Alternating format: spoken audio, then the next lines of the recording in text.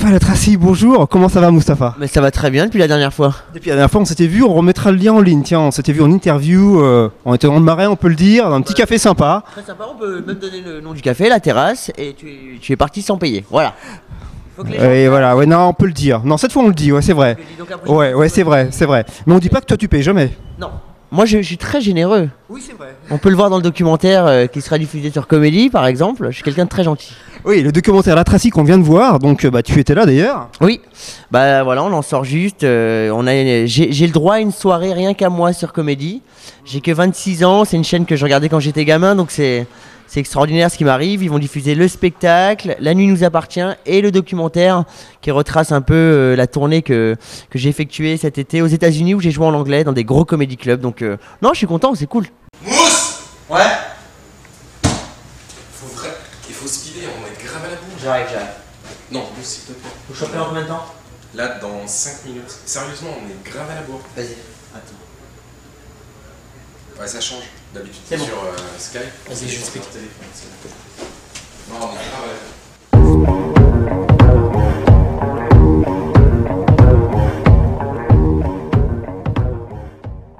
T'as des actions chez Comédie ou quoi? J'ai pas d'action de chez Comédie, mais je les adore. J'aimerais avoir des actions. J'aimerais être payé déjà. Avant d'avoir des actions.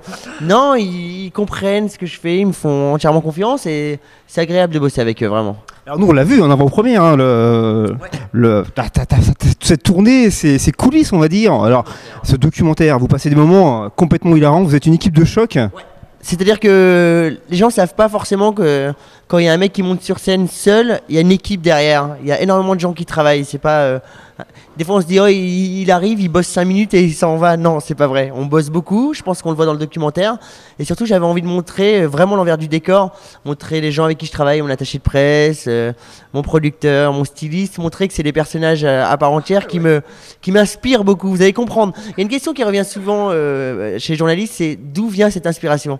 Vous allez le savoir dans le documentaire.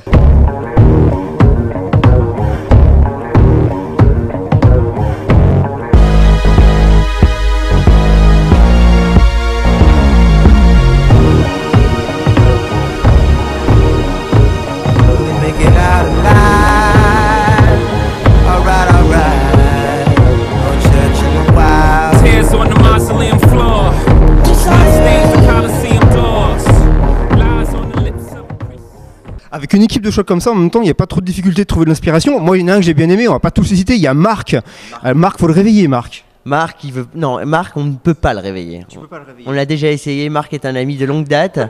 Et c'est un mec qui prend son temps, quoi. Voilà, c'est-à-dire que Doc Gynéco à côté, il est rapide. Il est nerveux, Doc Gynéco est très nerveux à côté de Marc. C'est simple, quand Marc regarde Derrick, c'est Derrick qui dort. On l'a vu, c'est prouvé, c'est filmé.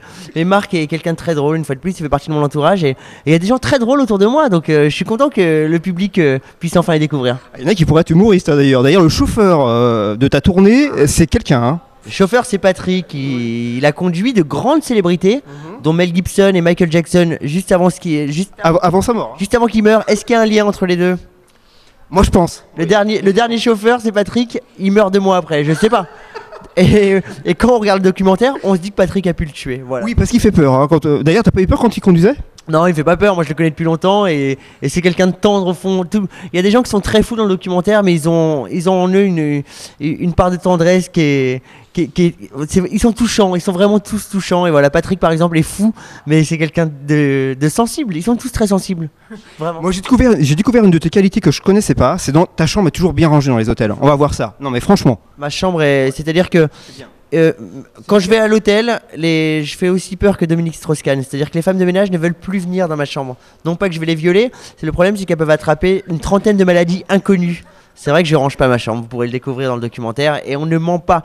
Ah oui, je suis sûr qu'il y a des gens qui en regardant le documentaire vont se dire « Ah, ça a pas l'air vrai, tout ça ». Malheureusement, oui. Oui, c'est vrai. Je vous jure que tout est vrai. Malheureusement.